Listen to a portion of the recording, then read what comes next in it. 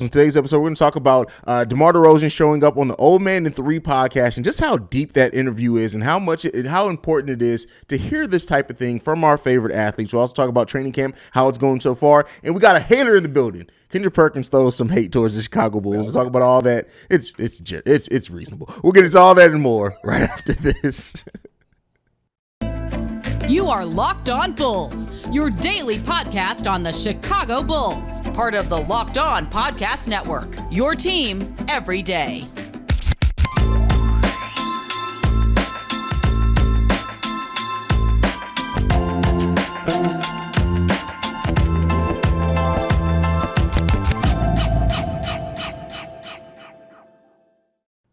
Thank you for tuning in to another episode of Locked On Bulls. Remember the Locked On Podcast Network, where it's your team every day. That's Pat, the designer, host and creator of the Windy City Breeze. I'm Haize, host and creator of Chicago Bulls and Chicago Bears Central, and we're here to talk about our favorite basketball team. That's the Chicago Bears. Oh, whoa. What Chicago happened? Bulls. I said Chicago. I said our favorite basketball team, the Chicago Bears. Yeah, that was a trick of the tongue. Both teams' names shouldn't start with a B. Nonetheless, here we are today. Exactly.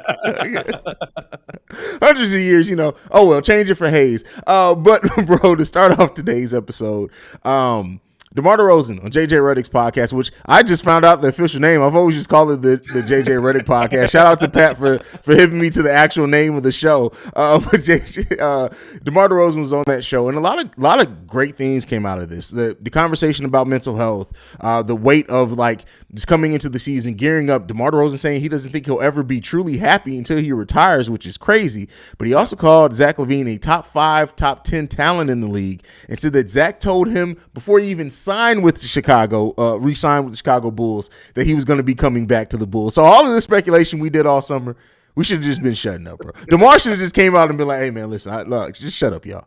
Just shut Hey, up." listen, let's not say we. Let's not say we. Me and you both came on this show like, would y'all stop crying? Yeah, He'll be back. Yeah. The anti-maxers were fierce this offseason. But what did you think about this interview? Every time DeMar DeRozan gets behind a mic on one of these podcasts, bro, it's always something insightful that drops, bro. Bro, DeMar gets deep with it, man. I mean, that's just years, right? That's years, that's experience, that's understanding what you're going through in realistic terms. I mean, you got to think about it, right? Him talking about going. I like the fact that we've gotten to the point where it's very open to talk about. I had to go to therapy for this. I had to deal with this through therapy. I had to work through this through therapy, right? Because I think that's where, I mean, you think about this, right? Like, imagine how people deal with hate on a small scale mode, right? Where I'm dealing with it from a couple family members. I'm dealing with it from, now magnify that to an entire state or an entire country or entire, legit, the world. Losing, not even that. Losing on the Toronto Raptors had to be mentally taxing. That's a country. Yeah. You know what I'm saying? So it's a lot of dealing with a lot of that. It's very good to hear DeMar talk about, going to therapy and stuff like that. And then when you get into the Zach LaVine comments and stuff like that, bro, it's just one, he never was going to leave, and two, right, a top 5 to 10 player in the NBA.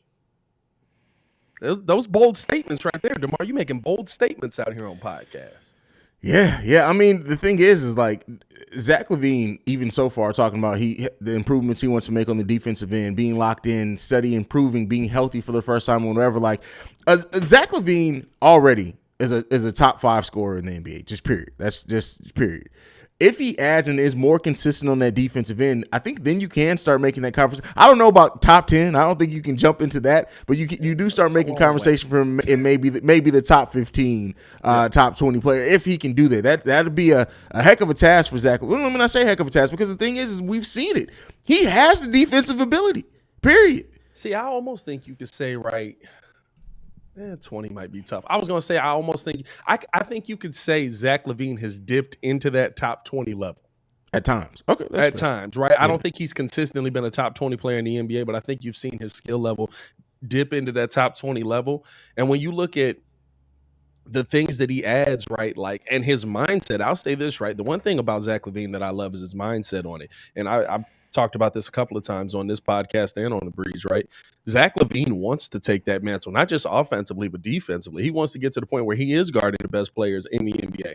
And whether you get the defensive skill to do it or not, right? Like, it's just the mindset of, I'm going to guard this guy. And that's my job because I'm the leader of this team. That's how you get people to follow through.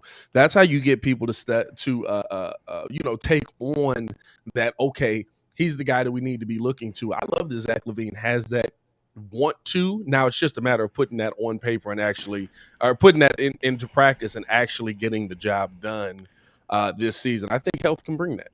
We've seen it happen with Zach in like possessions, right? Like there was a time, I don't remember the year, I don't remember which game it was. It was him and Bradley Beal, and it was a possession where Zach LaVine was just like, "You're not about to score on me," and it was so amazing to see, bro. Like it was just like, wow, okay, Zach, hats off to you. Pulling somebody out of the way. It was like, no, I got you, I got this. I don't know if it was that 2 seasons ago. I want to say when we was had that 2 Booch, seasons ago when we that just got Booch, right. And I think Denzel Valentine was guarding him. He was like, "Nah, I got him." You know what I'm saying? So like that mindset, which Denzel Valentine, but that mindset to me is it needed to be pulled up. It got pulled up the NBA. But that mindset to me, right, is huge for a leader of your team because that's the mindset that, right, like I always remember Michael Jordan talking about Charles Barkley and saying that in the finals, Barkley was talking about who's gonna guard MJ. You know what? I got MJ. He can't guard MJ. But it's the mindset of, it's my job to take on the best. I love that from Zach. Yeah, for sure. Now, other things in this with DeMar DeRozan, just the confidence around the team. We've talked about it, like, can DeMar do it again? I don't think he's going to have to do it again, but a lot of the doubt surrounding the Chicago Bulls right now, I think a lot of that is around, can DeMar do it again? I do think that there's a level of like, hey, yeah, the Bulls won 46 games last season, but it took DeMar DeRozan to play out of his mind to do so. Can he do it again? No. So we're probably not going to be that good for some reason, bro. And I've been somebody who, like, once a player hits past 31 mark, I'm like, all right, the decline's coming. It may not come this season, but it could come every season. For some reason, I'm not worried about a decline in Zach at all. I'm just not, bro. In Zach or in DeMar? I'm sorry, in DeMar. I'm not worried about a decline in DeMar at all. Like I just, it's not a concern for me. And hopefully that doesn't bite me in the butt. But just looking at DeMar, like seeing, especially in that video, the work that he puts in, like it's like if any player can play until they're almost 40 and maintain a level. Again, I'm not expecting him to do 28 points a game again, but have that same impact. I don't doubt DeMar's going to be able to do that at all. I think the thing is, right, like we saw DeMar with more games where, he'd have 28, he'd have 30, but then there's a couple games where he'd have 22 or 25, right, when the team was at a whole. And I think that's really what you want him to get back to. Not to say that you want him to take a step back in efficiency, but just seeing how he comes out and attacks the game, right? Like his game has been an old man's game. Like his game is literally the old dude that be killing y'all at the Y. When you think about it, right? Like, hey, I'm going to take this 2 dribbles, pull up, and it's going to go in. You can come up all you want. You can put your hand up. You can cash. I can't tell you how many times 25-year-old me would go to the Y, bro, and it'd be like a 38-year-old dude there that's just the simple game. Just turnaround jumpers all day. But I can't stand this dude, bro. But go ahead. And what do you always say? It's a simple game, baby. Don't worry about it. What? That's not simple, bro. Like my hand was in, I fouled you. So I just think that, right, when you look at DeMar's game, right, like there's so much to be said about how he gets his points. Mm-hmm. And the best thing that the Bulls can do for him is find guys, and I think they have guys, but find guys that can create space to help him in those moments where teams are closing out, right? Like what we saw with the Milwaukee Bucks in the playoffs is probably what we're going to see majority of the year if you don't have guys knocking down those shots. Not to say DeMar's not going to get his buckets, but I think that's how you'll see teams play him more, very up close, really in his chest, trying to make him really work hard, especially if they're not calling these fouls, right? I think that's what's going to change what's going to be the biggest change for the Bulls coming into this season, and that's why the Bulls have to have these shooters on the team. You got to be able to space the floor for them. Yeah, and we'll see who makes the leap. Like I'm just really excited, bro. Like Steve-O coming in with another banger. Listen, I told you, Steve-O's been having that Dalen Terry offseason. Steve-O's been killing it, bro. Steve-O is literally my favorite.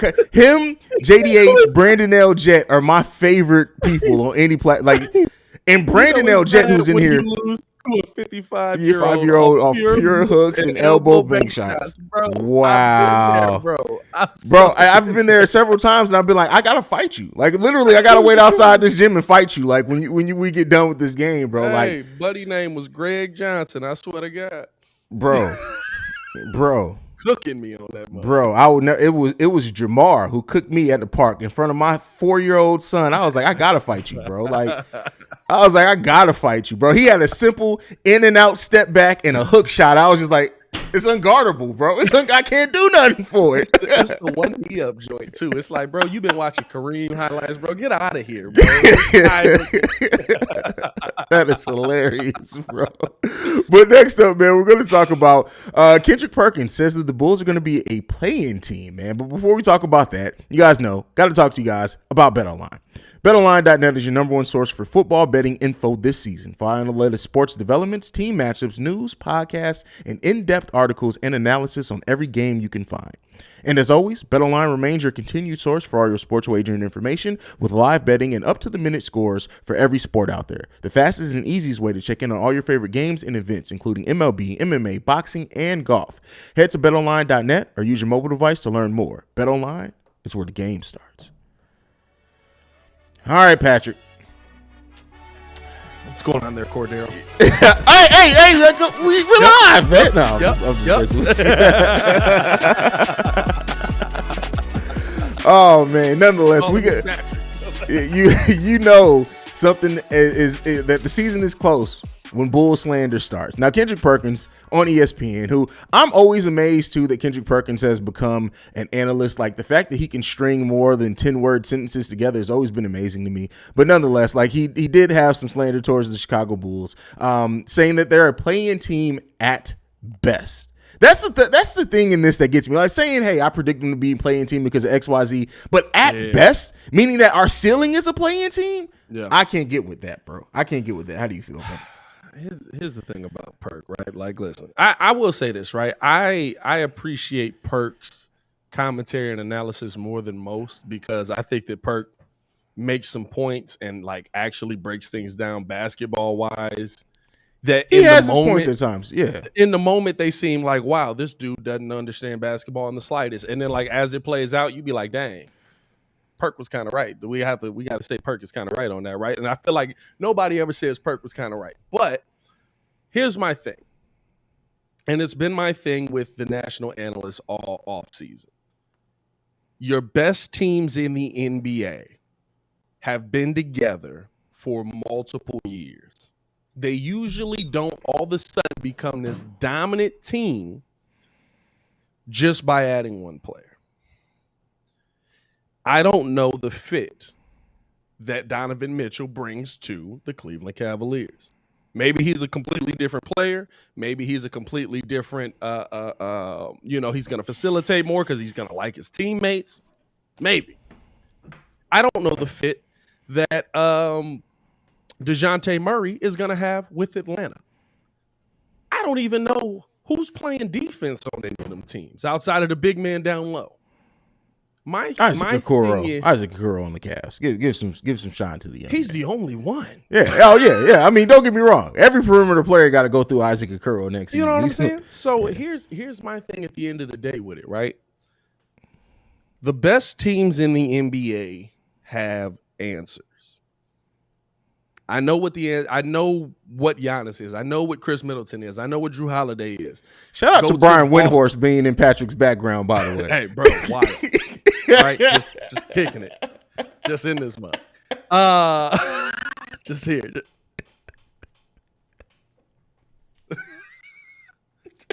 What's going on back there? What's going on out in Utah? But here's the thing that I'm looking for. What are the answers on the Cavaliers? What are the answers on Atlanta, right? Show me the answers.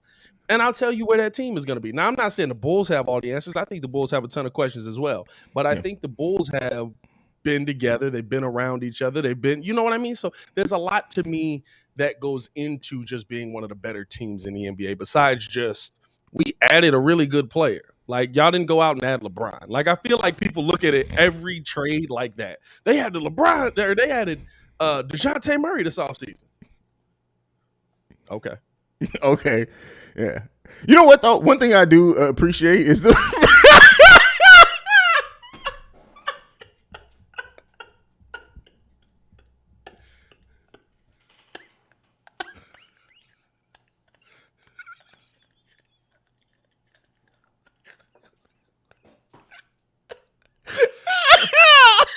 miss the studio so much.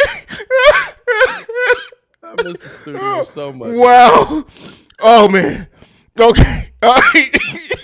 I don't even. What point was I making?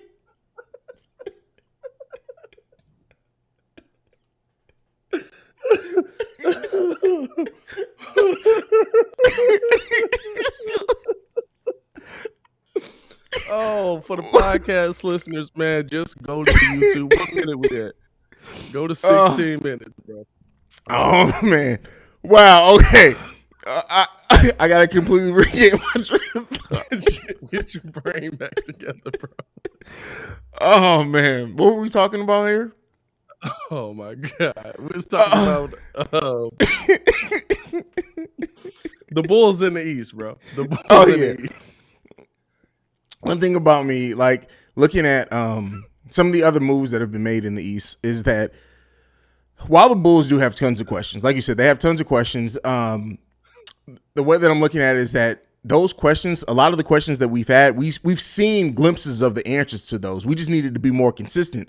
With these other teams in the East, we haven't even begun to even see them play to know what the questions really are. We can come in with some questions, but we still got some things to see before we're ready. I'm not ready to put the Hawks above them. I'm not ready to put the Cavs above them right now. They've made heck of additions talent wise. How that talent comes together on the court could be different.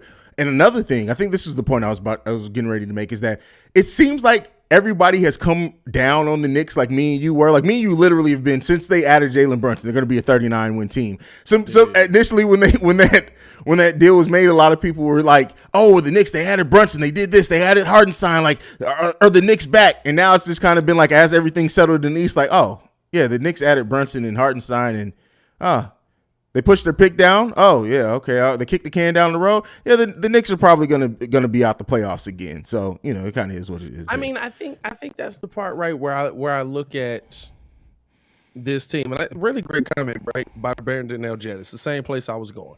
Took the Warriors 5 years, the Bucks 6 years, Memphis 4 years. I don't know if Memphis is there yet, but they did look good last season. Yeah. I think they take a step back this year. How long it took Phoenix to be good, right? Like, that's what you look at with teams where the Bulls at least have a jump start on a lot of these teams. I'm not saying at the end of the day the Bulls will still be the better team. I hope they are. I hope Patrick Williams takes a step. I hope Io is what we think he is. I hope Marko Simonovic lives up to the 3-year deal that he got put on, right? But at the end of the day, you can't just tell me we added one player and that was the key fix. Also, you added 6'4" and 6'1" to a backcourt that was 6 foot in both situations. So, like, I get positionless basketball, but all of a sudden we just don't, like, it's just basketball with size doesn't work. You know what I'm saying? Like that like, what's the point of the game? It's to be big. I get that we're shooting, but it's still a big man's game. So to me, right, I look at where the Bulls are and how they already have a head start on a lot of these teams as an advantage for sure for them over these teams that are recently putting it together. Not to say these teams won't figure it out. Listen, the Bulls figured it out quickly. So I'm not saying these other teams can't figure it out quickly, but I don't get they're going to do this, right? Because when the Bulls made all these additions, they was trash. Right? We made the worst this offseason acquisition. Like, come on, man. Like, and the thing is like, do you expect Mitchell or DeJounte Murray to come in and have the time? not only did DeRozan come in and have one of the best seasons of his career, a damn near MVP type season, but he also changed the culture of the Chicago Bulls. You're not expecting Donovan Mitchell to come in and change. If anything, Donovan Mitchell, from the things that have come out about like his personality, he may make the culture worse. Or he can come into a culture that's already good and get absorbed. We had a bad culture, so there was more room for change. I'm just saying there's a possibility of that. Jalen Brunson going to the New York Knicks. Listen, this is Knicks. We're gonna go ahead and move right along for that one, bro. It really is. Like it's sad to say, right? And I think Jalen Brunson, hey, brother, you played up to that contract. They gave it to you. Go out there and ball out. But like the pieces around you aren't good. The head coach don't look like he want to be there. Like everybody in that organization look drained right now. Everybody in that organization is the Jimmy Butler beam right now. Yeah. You know what I mean? Like Donovan Mitchell played with one of the best defensive bigs in a generation and couldn't figure it out. So like I got to see it, bro. I got to see the proof, bro. They funnel in a lot of defense inside, which is cool. Yeah. But I mean, I also could just shoot over you. He's 6 foot. Bro, they both 6 foot. Isaac Okoro can only guard it at a minimum 2 people at once. He's a really good defender. I'll give him 2 people at once. Listen, when there was that talk like, should the Bulls move Kobe White for Isaac Okoro? Yes. I was like, if he learns the score, he learns the score. Yes. But nonetheless, it kind of is what it is. We'll see how the East shakes out. I trust our ability in most of the odds makers. I know you don't really get in, me and you neither. We don't get into a lot of betting, but I looked in preparation for this topic. A lot of the over under for the Bulls wins are either 42 to 43 wins. I'm taking the over on that easily. I would take the over, but I think that it depends, right? In my mindset, I take the over, but it really depends. Like, the only fear I have coming into this season about the Bulls isn't really most of our main players, because at a minimum, right, the basis of Patrick Williams is a good defender. Yeah. Okay, we got a good defender, right? Like, even if he's the same level, 9 points a game, we'll criticize him all year, whatever it is. He's a good defender. My biggest fear is Ayo going to be able to come out with the same energy and intensity? Because I tell people this for legit, the sophomore slump is real. And I've seen a lot of players have it, and they come back and usually come out of it really well in year 3. But that sophomore slump. What's the last player that had a real bad sophomore slump? I'm not saying that you're wrong. I'm just for interest of conversation. I can't remember, because our rookies had freshman, sophomore, and junior year slumps. So,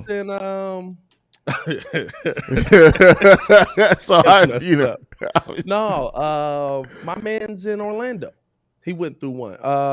Point guard. They all point guards. Fultz? No, his I was about to say, yeah. Dang, what's his name? Suggs? Cole Anthony. Cole Anthony had a bad one. Like, he was Cole Anthony rookie year. I remember seeing Cole Anthony as rookie year, and I was like, man, he's really killing Kobe White. I mean, like, he is killing. Like it got to a point where I was like, man. But Cole Anthony has a 40-year-old man hairline, and he's like 22. Like, there's bound to be some type of some kind of drop off. Yeah, drop off because of that. Like, him and his dad have the same hairline technically right now already.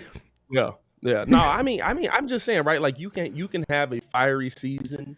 Now, I will say this. Now, right? I'm looking at. Hold on. It normally happens with offensive side of the ball. Okay. Defense usually upholds. I'm looking at Cole Anthony. I don't see that as a soft. So in his rookie year, he averaged 12.9. His sophomore season averaged 16.3, more rebounds, more assists. He shot the ball better from 3, but 0.6% worse from overall field goal range. But he also played almost 5 more minutes per game. I don't see that as a slump, bro. I mean, I didn't watch a lot of Orlando Magic basketball because it was terrible basketball. So I didn't watch the game in and out. So I just feel like it was more of a, I don't know, maybe I'm misremembering, but I think watching those games, because they just was always on NBA TV anyway. Not NBA TV, what's League Pass? That was always like, I cut this on and just have it on. I think that there were a lot of ups and downs that make the numbers look better than the game really was. Very much like Kobe last season. Like, if you look at Kobe's numbers last season, you would say he got better. But we watched it. That's fair. And that's why I threw that out there. I got to hold myself accountable. I probably watched maybe 10 to 12 Orlando Magic games last season. Maybe. That's pushing it. It was double digits for sure, but Yeah. So that was always my game that I would put on because it came on before the Bulls. So it would just be like basketball that was playing. And while I'm getting ready to watch the game. Gotcha. See, there's We truth. got That makes a good 72 point. people in here early. He says bro. Tyler Hero. Oh, Tyler Hero's a great example. That's a great example. Great example there. Now, here's the thing. Okay. When can we say a slump began? Because technically, right? Am I tweaking in his last year sophomore season or year before? It would be the year before, I believe. Okay, if it's the year before, that's different. It's the year before. Last year was his third season. Okay, never mind. I was gonna say I can't call like going cold in the playoffs a sophomore slump when you win 6th man of the year.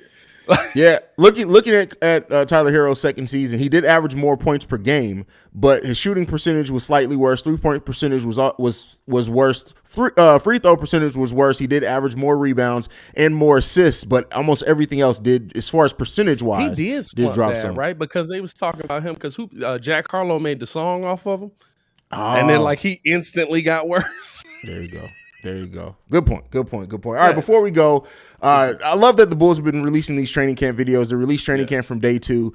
Billy Donovan really, it seems to be vocal so far, talking about, opens the video with him saying they need to establish their identity. And it seems like the Bulls, listen, there is a picture of Kobe White blocking Andre Drummond. You can't tell me that man ain't putting in work just by the nature of the short arms. McGee himself blocked a 7-footer shot. Come on, bro. They're putting are they short or are they proportionate normal to his body versus everybody else AK goes and gets? No, they're short. Remember, his wingspan is shorter than his height. Oh, man, yeah, he got short arms. Yeah, he got short arms, bro. Got a mean head and little arms. Meet the Robinsons reference? Is that what we doing? I respect you for knowing it. I'll say this, right? The thing that gets me excited, it wasn't even right. It's the pictures of like in the video parts of Io, going up on DeMar and not having, right? Like there's always a respect thing that goes in there. And it seems like, nah, bro, like you're not finna make me look bad. Like I've been here now. You're not finna make, like I feel like last year it was like, oh, that's big bro. I feel like this year it's like, no, that's competition. Like that's how it feels to me, and not going back. That's a brotherly relationship. So yeah, you know absolutely. What I'm saying? Yeah. And so I love it, right? And not a one thing I will say, I also don't get hype off the training camp videos, right? Because the Lakers looked phenomenal yesterday. Anytime LeBron has a do-rag on, it's like, hey man, what you trying to do, bro? Didn't you just shave your head? Didn't you just come out and say like and show that you like? Come on. Hey, I'll say this: they didn't show Russ pulling up for one jump shot, and I'm not buying it. We don't believe you. You're not real, bro. Like if you like Russ, no jump shots. Like come on, Russ takes jump shots in his sleep, bro. Like literally his body. You know how like dogs kick around in their sleep? It's Russ literally in his sleep. My favorite thing I seen, because they had a video floating around of his form, like him changing his form and like cashing 3-pointers. Somebody was like, I bet we don't see this form all season. And I swear that's how the NBA go, bro. Them mugs be working on stuff all off season, getting the regular season, don't show none of that. We like, what happened to that? What happened to what you was working on? But no, man, the one thing I will say that I'm most excited about with training camp is seeing kind of the direction the Bulls go here. And I ask you this, like, let's finish it off with some real basketball analysis here, because it's been a wild episode. Steve-O said he's saving it.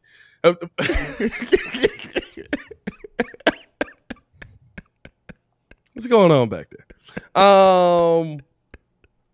What do you think the Bulls should make their identity? Should it be more on the defensive end, or with the loss of Lonzo, do you have to be one of those teams that says, no, we're going to come out, we're going to try to put 40 on you in the first quarter, and then maybe we get some of our defenders in there to kind of like stem the tide, like very much like Golden State does, right? Like you see us playing defense, but like the last 5 minutes is when you really see Golden State say, all right, let's get the defenders in there, let's clamp down on this. I think the identity has to be both. I think it has to be a tough two-way team. I think it has to be a team that you're going to have a hard time guarding us, and then we're going to be physical with you. We may not have the lockdown one-on-one defenders all the time out there, but guess what? This team defense, we about to give you some work. We about to rotate on you. Like I think that's good because the Bulls don't have, when you look at it outside of in their starting lineup, we're projecting IO. For us, we're always projecting IO be the starter until it's announced different. we don't have the lockdown defenders. We have Io, we have Patrick Williams that are great individual defenders, but other than that, it has to be team defense. I want to see this Bulls team. Well, I said in the starting lineup. I'm speaking in the starting lineup. Okay. I think that this team has to be, and then in the bench, when you look at Javante, when you look at Alex Caruso, when you look at Andre Drummond, like I want us to be that team that while we may not be able to lock you down 1-on-1, we finna make this a tough 48 minutes for you.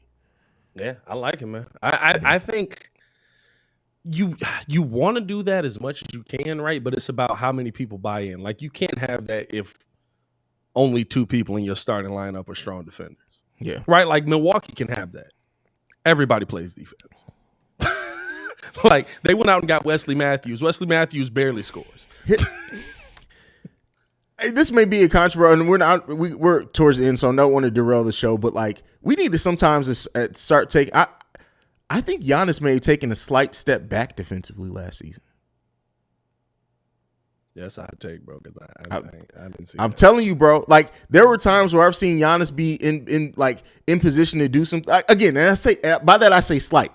Considering he's an amazing defender, he's still one of the better defenders in the league. But there were just sometimes in certain matches where I just saw it and it was like, I didn't think somebody would get that off on Giannis. That I'll agree with, but I wonder if Giannis is trying to become more basketball. I'm trying to think of the right way to say it. Like not like high IQ. I think he has a good IQ, but like, you know how Giannis makes moves that aren't really basketball moves, right? Like defensively, like he'll step under somebody or he'll like, and I mean, he still kind of does it, but like, I feel like I've seen him at least last season trying to like improve on those things until like the playoffs come. Then he right back to his old ways. But I feel like he made more of a mental, and you just like you can't play as close defense in those situations because otherwise you're gonna be hacking somebody. So I feel like we're seeing like a more. I've been in the game longer, and I don't want to hurt these mugs. Where early on, Giannis was like, "I'm gonna use this length, I'm gonna run through you." That's fair. All right, brother. Unless you got anything else, man, let's go ahead and send them on their way. That's it. I got to go technical director golf tournament. So, hey, man, follow me on everything at Pat the Designer. And make sure y'all tuned in with me on The Breeze and on Twitter today. I'm going to be answering Chicago sports questions all day because I just don't have time to drop a regular video. So y'all going to get these shorts. And also follow us both on everything at Locked On Bulls. Shout out to y'all for tuning in and rocking with us, man. Somebody clip up this episode. Absolutely. Oh, bro. You ain't even got to worry. Don't even worry. You can follow me at CEO Haize, CEO Haize.